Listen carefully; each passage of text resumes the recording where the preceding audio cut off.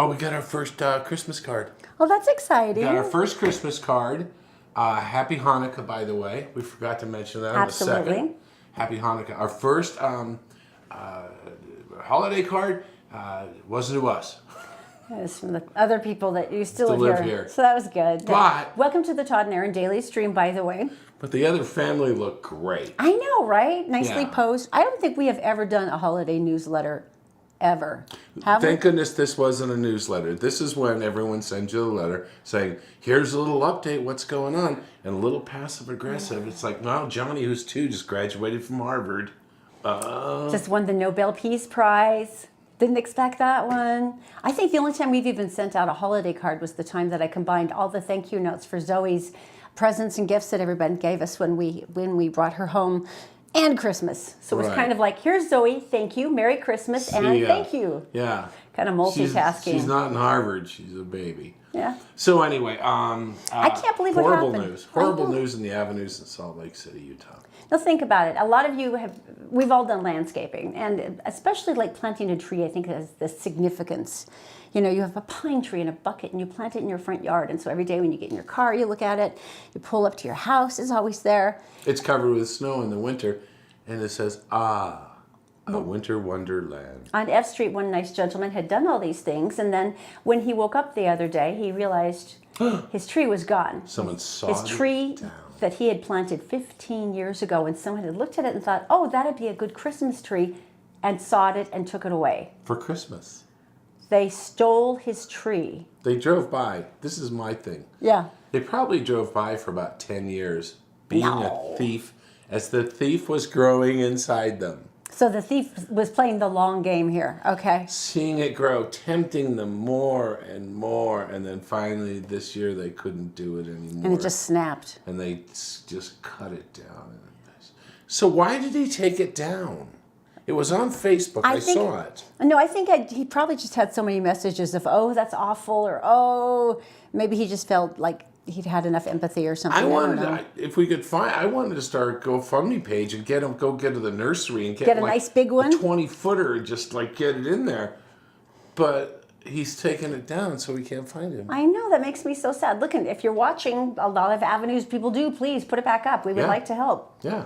Tell me, I would totally chip in for someone to get a big tree. Even if because who steals a tree from someone's freaking front yard? Even if it's against his will.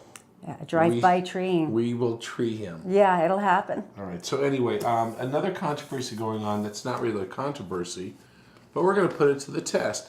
First of all, number one, there is no war on Christmas, people. None. And this one has come up, and now we have to look at it. Then. Okay. Baby, It's Cold Outside, the song. The old song, yeah, Baby, It's Cold Outside, and it's a man must go. A man who's trying to lure the lady into staying a little longer. Look, it's all cold. So some radio stations have actually pulled it, and they were saying that the women had called, and they said, part of the Me Too movement, which I totally get. Well, there's increasing awareness, though, of language that might contribute to this kind of culture, and that's understandable. I think we can figure it out. Let's see. The song is Baby, It's Cold Outside. It's being rejected by a lot of radio stations as being a little too aggressive in this era of the Me Too movement. The problem we have is the fact that we're married. We've been married for 20 years. So traditionally, we wouldn't even have to get through half the song before we're both like, yeah, okay, sure. Oh, yeah, sure. This is a Thursday night for us. Let's see what it sounds like, shall we? Break it down by lyrics. You shall be the gentleman, I shall be the demure lady. And begin. All right. I really can't stay. Baby, it's cold outside. I gotta go away. Baby, it's cold outside. This evening has been hoping you'd drop in. So very nice. I'll hold your hands. They're just like ice. Oh, my mother will start to worry. Beauties, what's your hurry? My father will be pacing Listen the floor. to the fireplace roar. So really, I'd rather scurry. Beauty, please don't hurry. Well, maybe just a half a glass more. I'll put some records on while I pour. All right. Yeah. So far, nothing. It doesn't seem. It doesn't. It seems more like he. Like it could be uncomfortable a lot depending on who this guy is that you dropped into. Is it your first time out? Exactly. Have you been going on a long time? And Well, okay, let's do this. Let's flip it and see if it sounds creepier, like if the girl is saying these lines. I get to be a woman. Here we go. Ready? Hang on one second. Wait. I have to get in the moment. I'll be the persuasive one. Okay. You shall be the demure maiden. All right, so where am I?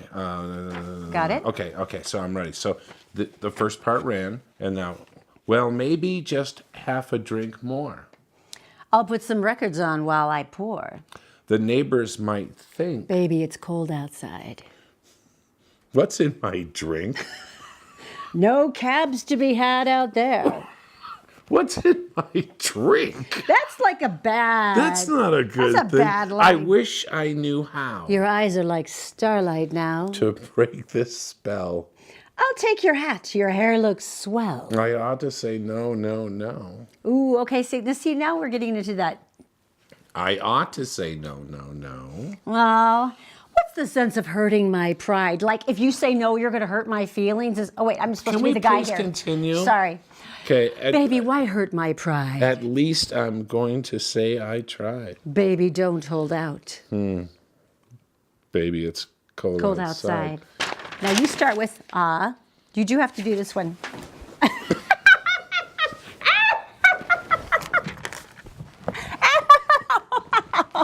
Again on the floor.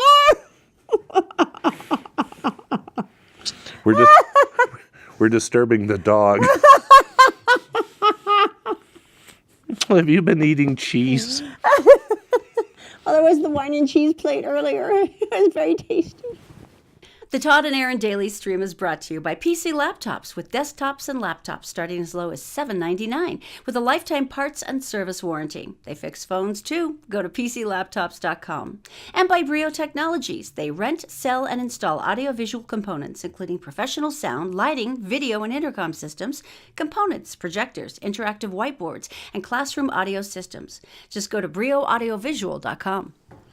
All right, tell me something good. That's the time it is right now. Brought to you by PC Laptops, our Okay. dear friends down there. Okay, this is pretty cool. I have two local ones, and that excites me because, number one, it's always nice to know the amazing things that everyone does in the world. But when they're here at home, it's like even better. Got it. Scarves in the Park. Now, we've talked about this before. Scarves? Scarves Scarves. in the park. Yes, the plural of scarf is scarves. And there are a whole group of women and men, I believe, that were knitting massive amounts of mittens and hats and all kinds of nice scarves. And what they did is they all went down to Liberty Park and they hung them all up all over the fences. And, The chain link? and what the little note says is, I am not lost, meaning the scarf and the mittens, and neither are you. Please take these mittens and scarf if you need them, and Merry Christmas. Now, the thing that's wonderful about this to me is that, number one, something that's handmade is really precious. I mean, it's meaningful. We know that. We've seen it before. But the fact that all these men and women did this together totally cracks me up. Suzetta Potion's the one who began it. She had seen something similar in New Hampshire and went, I could do that here. People around the country are And doing so they were like knitting fiercely. They had knitted 1,311 items, 757 hats, 42 mittens, 17 socks, Whoa, 495 scarves. Whoa, wait. How long does it take to knit a scarf, do you think? I don't know. Knit one, purl two. Are you surprised they know that? I'm impressed by that. Look at Purl you. two, knit one, purl two. This An is my mom experienced used to do knitter. this. Yeah, an experienced knitter, I'm sure, could do one in an afternoon. But And run a backhoe at the same time. Yeah. Knit one, purl two. and anyway, I love the concept though that people are so loving and they wanted this to be something meaningful. And the coolest part though amazing. Can is I look? I guess they just started disappearing in droves because once again it's something that just shows love. It's freaking cold outside. Now, Suzette also said if you're sorry that you missed this year, why not start right now and get knitting for next year so that they can just have this big bulk of Look, they got a items. Facebook page.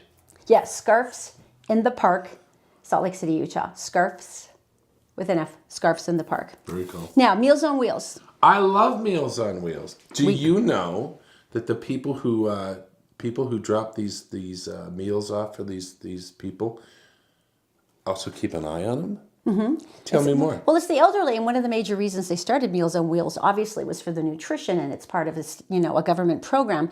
But the real issue is that going to someone's house, the elderly are often lonely, especially if they're kind of housebound and they can't get out in the community. Having someone who's a friendly face come in and say hi to them, that's a big deal. Because initially there was a lot of complaints like, oh, your route's taking so long, and you should be able to deliver more meals. And that's when the workers started explaining, no, we have to stay. I need to sit down and visit with them and talk and see how you're doing. And so once they got that, they understood, and the routes became shorter and the time expected became longer, which is as it should be. Right. But there was a very nice gentleman down in Provo, and he always got his meals from Gwen Thibodeau. Now, she was a volunteer for Meals on Wheels, and she said that she always saw Mr. Scott every day, and if she didn't see him and he didn't wave out to her, then she would go and knock on the door and just make sure, hey, you doing good, everything okay? And they'd exchange a couple of nice words. And then, of course, there was one day last week when she went and knocked on the door because she didn't see him. No answer. Knocked again. No answer. She's getting nervous. Walks around the house a little bit. She's peeking into the condominium's windows, and she's like thinking people in the neighborhood are going to think I'm a stalker or someone psycho. Go for it. But then she took a look, and in one room he was sitting there. He was slumped over a chair. So she actually managed to kind of break in, and she went over and shook him and couldn't revive him, called 911. Kicked the door open. Apparently Mr. Scott had taken the wrong medication, and he literally would have died. Oh my gosh. If Gwen had not been insistent on trying to find him and being willing to essentially break into his condominium. But I thought that was so incredible. She said, I was just glad that I was there and that it all worked out. But they've said this before. I mean, the Provo firemen and paramedics who came to the scene said this is not the first time we've gotten a call from Meals on Wheels to save somebody. Well, and I thought that was cool. The time that I read the information is they are actually trained to go in and say, does the house smell okay? Does I'm going to step into the kitchen and kind of pop the door open and going to take a look and going to kind of check things out. Check to make sure that like the heating is working or the cooling, exactly. the little things that really essentially tell you if this person is doing well or not. Well, that's very cool. I thought that was wonderful. Are you ready for the dust story of today? Okay. All right. Let us say I wanted to present you with a $100 bill. So Thank you very much. Now, I've actually tried to cash $100 bills before because my mom gave me a $100 bill for my birthday. It was awesome. And people looked at me like I was trying to cheat them. I went, no, I just have to break it because and they seriously, they gave me that look. So look, don't they usually? And they so is it hundreds and 20s that are the most counterfeited? 20s usually. Because that's like you can could pass bust that it into quicker, currency, and no one's going to pick it up if you've done this with a $100 bill at a store. Usually, what they do is they hold it up and they look through the light and they see the security strip and then they mark it. Really? Yeah, you ever seen them? Watch them. They'll mark it with a pen. They'll put it in their drawer. I did not know that part. Yeah, so that it had been checked because that drawer is theirs. They own that drawer. Oh, that makes sense. When they check out. Well, this is funny. I guess this started down in St. George, and now Utah County and Salt Lake County are also warning from the police departments that there are counterfeit currency going through all of the holiday shopping. Must be $100 bills. You can see the tweet here, but here's my favorite part. Must be really good to get past that much. Red Chinese characters printed on the $100 bill. Now, to me, intellectually, I would say that seems unusual to have the red Chinese characters printed on this $100 bill. That to me would seem perhaps suspect. It would be. No, they've got handfuls of these. Passed a lot of them. They've got handfuls of these. And this is my favorite part. According to the tweet, they say, do not use the bills as they are not real currency. Really? Just for that, I'm going to be in a rush, and I'm going to end up with one of these. I just know it. But no, if the $100 bill, and whoever's handling those, I'm proud of you because I have none of them anymore, has a Chinese currency written on it, don't do it. Use it. I tried to pay something with a coin dollar the other day, and it didn't work. They wouldn't. Is your manager here? No, Sacagawea. She's an Indian, Native American. So funny. You don't know there's a coin worth $1 in the U.S. currency. Apparently not. Well, everyone knows the big silver dollars, but the Sacagawea coin was smaller, like a quarter, and so it does. It says $1. It's not a token to get on a train. All right, best and worst of states around the great U.S. I always like ranking us against I do everybody too. else because we usually Arizona. come out on top. Arizona. Okay. What are they best known for? Hotness. Yes. And saguaro Sunshine. cactuses. Sunshine. Yeah, An excessive amount of sunshine. I know. Florida is I also lived there. known. Florida is also known for sunshine, but much better sunshine. Arizona's sunshine is relentless, and there is always a relentlessly blue sky. And every time you open your shutters and go, it's another day in paradise. Worst, teacher turnover. Oh, in Arizona? Yeah. Why? Did they say why? They're crabby because of the heat. Probably. I would California, best diversity. be. Nice. Very cool. Worst, quality of life. Really?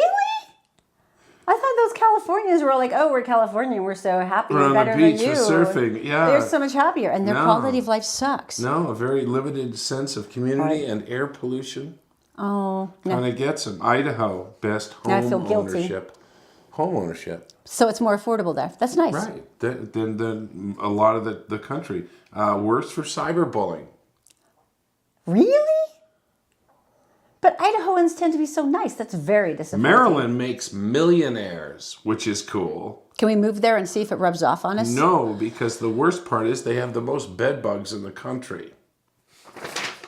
Why? Why would Maryland be the one with the bed They bugs? like millionaire blood. Ooh, it's too rich for my blood.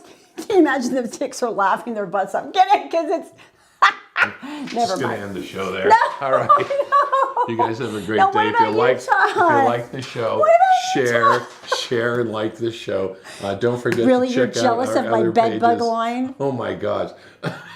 Check out our other pages that are called, Mistletoe Mania, of course, tell me something good. and also And make the sure beautiful dark Halloween style and decor. and make a mention about the show, and you're also in the drawing for the Christopher's incredible steakhouse dinner. And Dinner for four, and this is the it's perfect just- time of year when everything is so beautiful downtown. All right, so thanks for watching the show. Goodbye. Ooh, rich for my blood.